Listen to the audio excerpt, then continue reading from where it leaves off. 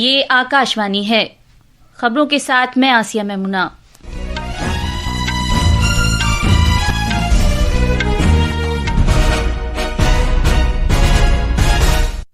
वजीर आजम नरेंद्र मोदी ने बिहार के सीवान जिले में 5,900 करोड़ रुपए की लागत वाले तरक्कियाती प्रोजेक्टों का इफ्तिताह किया और संगे बुनियाद रखा।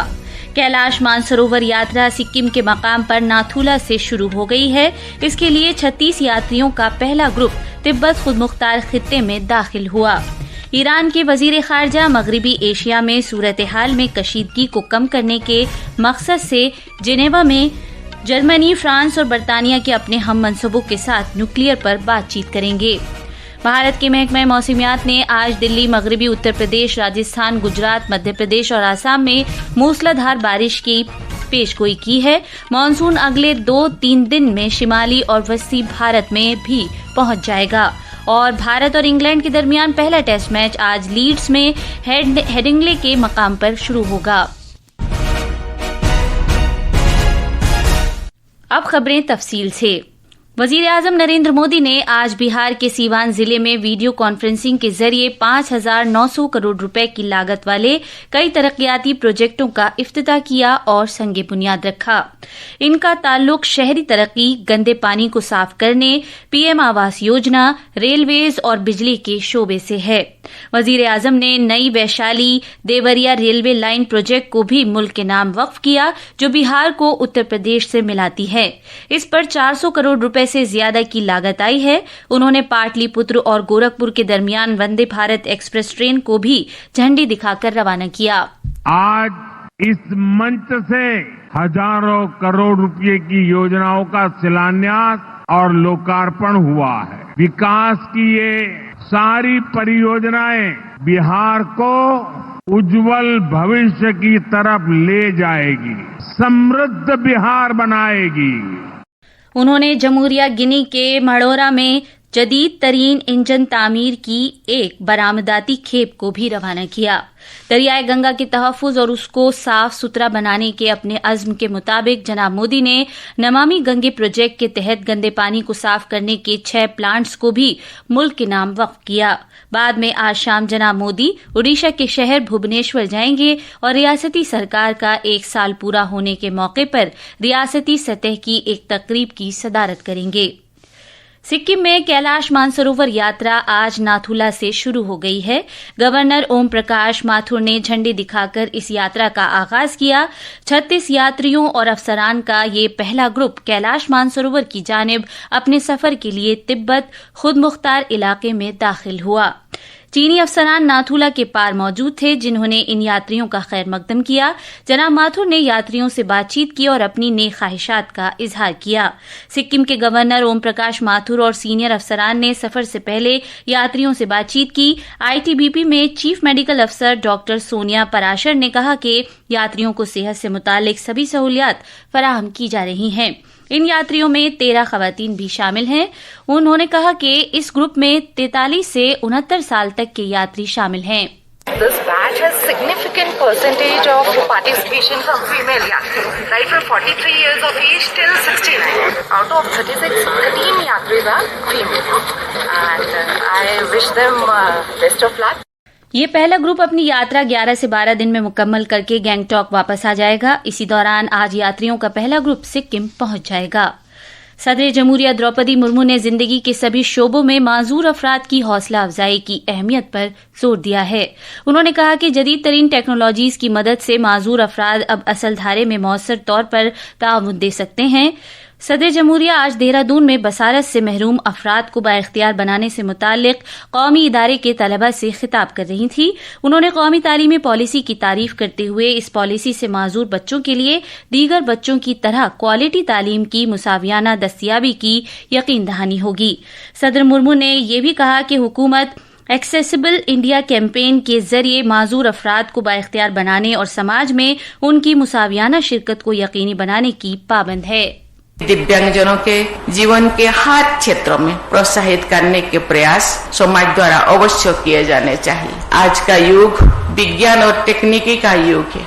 उन्नत तकनीकी की सहायता से दिव्यांगजन भी मुख्य धारा में अपने योगदान देने में सक्षम हो सकते हैं। मुझे ये जानकर प्रसन्नता हुई है कि इस संस्थान द्वारा समावेशी शिक्षा प्रणाली एवं नवीनतम तकनीकी संसाधनों के माध्यम से विद्यार्थियों के सर्वांगीण विकास पर विशेष बल दिया जा रहा है। इससे पहले सदर जमहूरिया ने देहरादून में राष्ट्रपति निकेतन और राष्ट्रपति तपोवन का इफ्तिताह किया। ये दोनों मकामात इस महीने की 24 तारीख से आवाम के लिए खोले जाएंगे। कॉमर्स और सनत के मरकजी वजीर पीयूष गोयल ने कहा है कि भारत जल्द ही आलमी इख्तिरा का मरकज बन जाएगा। मरकजी वजीर ने ये बात कल सर इयान ब्लैचफोर्ड से गुफ्तगू के दौरान कही, जो लंदन के फ्यूचर फ्रंटियर्स फोरम में साइंस म्यूजियम ग्रुप के चीफ एग्जीक्यूटिव हैं। जनाब गोयल ने कहा कि भारत अगले 10 से 15 साल में इख्तिरा के इको निजाम में बड़े पैमाने पर सरमायाकारी करेगा। उन्होंने मजीद कहा कि हुकूमत सब्सिडी, इमदाद और रकम फराहम करके मदद करेगी ताकि भारत टेक्नोलॉजी में जदीद तरीन मकाम हासिल कर सके। With the innovation that you already have done on it, and therefore these agreements will help us grow as an economy, help our innovation ecosystem get the right equipment, the right enabling environment, and our effort is collaborate, co-create, cooperate, co-design. Let's work together as friends and allies of the democratic world. वजारत सकाफत मुल्क भर में सियाहत पर मबनी 100 मशहूर मकामात और दीगर 50 सकाफती मकामात पर योग के बैनुल अक़वामी दिन के मौके पर योग के इजलास मुनाकिद करेगी। ये इजलास कल से मुनाकिद होंगे। ये इजलास असल तकारीब से अलग मुनाकिद किए जाएंगे, जिनका एहतमाम आयुष की वजारत विशाखापट्टनम में कर रही है और इस तकरीब में वजीर आजम नरेंद्र मोदी शिरकत करेंगे। कुछ लोग सोचते हैं योग के लिए फ्लेक्सिबिलिटी चाहिए, लेकिन फ्लेक्सिबिलिटी तो सोच में होनी चाहिए ना कोई बंधन, ना कोई बॉडी टाइप। बचपन हो या 55, व्हील चेयर हो या वर्क फ्रॉम होम, योग सबका हक है। योग जीवन से जब जुड़ता है, एक सहज क्रिया बन जाता है, तो वो प्रतिपल उसका बेनिफिट देता रहता है। आइए इस 21 जून हम सब हिस्सा बने अंतर्राष्ट्रीय योग दिवस का और करें स्ट्रेच एंड चिल योग के साथ। मगरबी एशिया में कशीदा सूरत हाल को फौरी तौर पर बेहतर बनाने के एक इकदाम के तहत ईरान के वजीर खारजा अब्बास अराक्ची आज जिनेवा में जर्मनी, फ्रांस और बरतानिया के वज़राए खारजा से मुलाकात करने वाले हैं। मीडिया इतलात के मुताबिक 3 यूरोपीय मुल्कों के वजारती वफ्द ईरान के वजीर खारजा के साथ एटमी मामले पर बातचीत करने से कबल जिनेवा में जर्मनी के मुस्तकिल मिशन में यूरोपीय यूनियन के आला सिफारतकार काजा कल्लास से मुलाकात करेंगे। दूसरी तरफ रूस ने कहा है कि ईरान में सरकार की तब्दीली नाकाबिले कबूल होगी।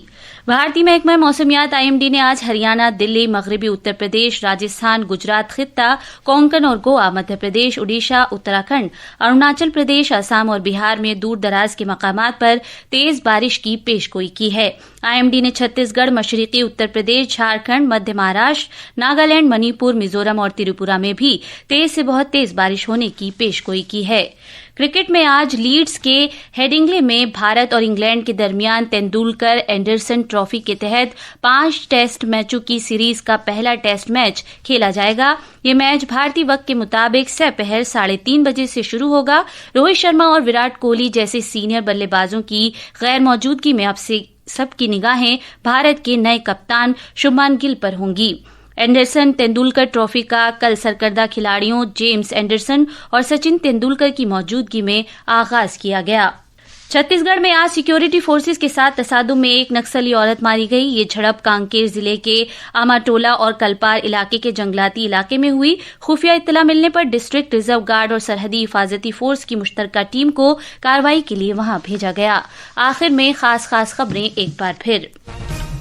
वजीर आजम नरेंद्र मोदी ने बिहार के सीवान जिले में 5,900 करोड़ रुपए की लागत वाले तरक्याती प्रोजेक्टों का इफ्तिताह किया और संगे बुनियाद रखा।